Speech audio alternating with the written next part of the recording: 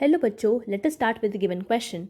The question says complementary base pairing is important for option A ligation reactions with the blunt and DNA molecules, option B hybridization between the DNA and the transcription factors, option C restriction endonucleases to cut the cell walls, and option D synthesizing cDNA molecules from the mRNA templates. First of all इस question को solve करने के लिए आपको ये पता होना चाहिए कि कॉम्प्लीमेंट्री बेस पेयरिंग क्या होती है. So the key concept involve in this question is having the knowledge of complementary base pairing. देखिए, कॉम्प्लीमेंट्री बेस पेयरिंग का क्या मतलब है. कॉम्प्लीमेंट्री बेस पेयरिंग का ये मतलब है कि जो मेरे बेस पेयर्स होंगे वो हमेशा पेयर करेंगे किसी अपने कॉम्प्लीमेंट्री काउंटरपार्ट्स के साथ. इसका मतलब अगर मैं एडेनिन की बात करूं एंड थाइमीन की बात करूं, गुआनिन की बात करूं एंड साइटोसिन की बात करूं, तो ए हमेशा टी के साथ ही पेयर करेगा, जी हमेशा सी के साथ ही पेयर करेगा. इनके बीच में हमेशा 2 हाइड्रोजन बॉन्ड्स प्रेजेंट होंगे एंड इनके बीच में हमेशा 3 हाइड्रोजन बॉन्ड्स प्रेजेंट होंगे. तो कॉम्प्लीमेंट्री बेस पेयरिंग का मतलब ये होता है कि हमारे जो बेस पेयर्स हैं वो आपस में पेयरिंग करते हैं with the only base pair जिसके साथ वो कर सकते हैं. इसका मतलब है अगर मुझे किसी डीएनए के स्ट्रैंड की बेस की सीक्वेंस पता हो तो मैं उसके दूसरे which is my complementary DNA strand उसकी सीक्वेंस उससे पता लगा सकती हूँ. जैसे अगर एक स्ट्रैंड की सीक्वेंस है ए जी सी टी, तो दूसरे स्ट्रैंड की सीक्वेंस होगी टी सी जी ए.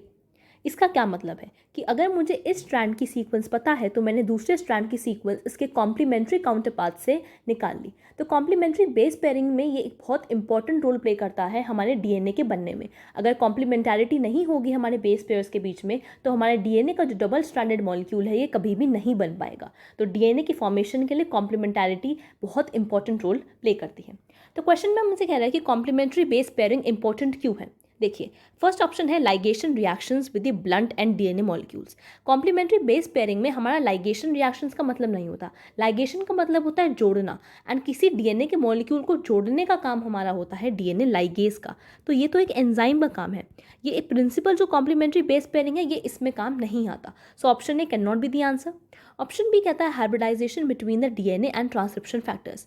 अब डीएनए को हाइब्रिडाइज करने के लिए विद द ट्रांसक्रिप्शन फैक्टर उसमें हमने कॉम्प्लीमेंट्री का इस्तेमाल नहीं किया. इसका मतलब क्या, अगर हमें ट्रांसक्रिप्शन करने के लिए हमें डीएनए से अगर आरएनए बनाना है उसमें हम कॉम्प्लीमेंट्री बेस पेयरिंग का इस्तेमाल नहीं करते. हमें जब डीएनए का ड्यूप्लेक्स बनाना होता है, that is double stranded DNA बनाना होता है सिंगल स्ट्रैंड से, तब हम कॉम्प्लीमेंटैरिटी का इस्तेमाल करते हैं. तो B option can not be the answer. C कहता है restriction endonuclease to cut the cell walls. अब रिस्ट्रिक्शन एंडोन्यूक्लियस का इस्तेमाल हम कॉम्प्लीमेंट्री बेस पेयरिंग में नहीं हो रहा. रिस्ट्रिक्शन एंडोन्यूक्लियस का तो काम है कट करने का डीएनए के मॉलिक्यूल्स को, यानी डीएनए के मॉलिक्यूल्स को क्लीव करने का काम है. उसमें कॉम्प्लीमेंट्री बेस पेयरिंग का कोई इंपॉर्टेंट रोल नहीं है. So option C can not be the answer. D से synthesising the C DNA molecules from the mRNA templates. ये ऑप्शन सही हो सकता है, पर कैसे, लेट अस सी. देखिए, सिंथेसाइजिंग सी डीएनए मॉलिक्यूल्स, सबसे पहले सी डीएनए क्या होता है. देखिए, सी डीएनए होता है हमारा कॉम्प्लीमेंट्री डीएनए. इसका मतलब क्या है, हमें पता है जो सीक्वेंस हमारी फॉलो होती है वो होती है डीएनए से आरएनए से प्रोटीन. इसका मतलब डीएनए से आरएनए बनना है ट्रांसक्रिप्शन एंड आरएनए से प्रोटीन बनना है ट्रांसलेशन. पर कभी अगर हम एमआरएनए दैट इज अगर हम आरएनए से डीएनए बनाना चाहते हैं, that is known as reverse transcription. So I can write if I am making RNA from DNA, that is transcription. But if I am making RNA from DNA, that is transcription. But if I am making DNA from RNA, that is my reverse transcription. तो अगर हमें एक सी DNA का molecule बनाना है mRNA से, इसका मतलब हमें रिवर्स ट्रांसक्रिप्शन करना पड़ेगा.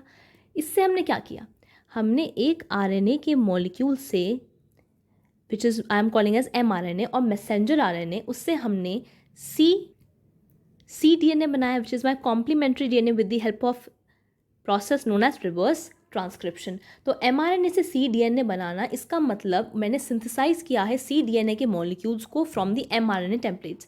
एंड किसी भी जब आरएनए से हम डीएनए बनाते हैं रिवर्स ट्रांसक्रिप्शन के द्वारा, तो हमेशा कॉम्प्लीमेंट्री बेस पेयरिंग हम इस्तेमाल करेंगे, क्योंकि हमें पता है कि अगर आरएनए से हमें डीएनए बनाना है तो हमें जो यूरासिल है उसको हमें थाइमीन में चेंज करना पड़ेगा. एंड जो हमारी कॉम्प्लीमेंट्री बेस पेयरिंग के रूल्स यहाँ फॉलो हो रहे होंगे, सेम डीएनए को बनाने के लिए हम ए को टी के साथ एंड जी को सी के साथ ही रिलेट करेंगे। तो हमें दिख रहा है कि सिंथेसाइज करने के लिए एक सी डीएनए को एमआरएनए से हमें कॉम्प्लीमेंट्री बेस पेयरिंग का इस्तेमाल करना पड़ रहा है, and that is why it is important for synthesising the C DNA molecules from the mRNA template. And template क्या होता है? जिस स्ट्रैंड का हम इस्तेमाल करते हैं मॉलिक्यूल सी डीएनए के बनाने के लिए, उस स्ट्रैंड को हम टेम्पलेट स्ट्रैंड बोल देते हैं। सो टेम्पलेट से हमने बनाया है सी डीएनए को। So option D which says synthesizing cDNA molecules from the mRNA templates is the required answer to the given question. Hope you understood it well. Thank you so much.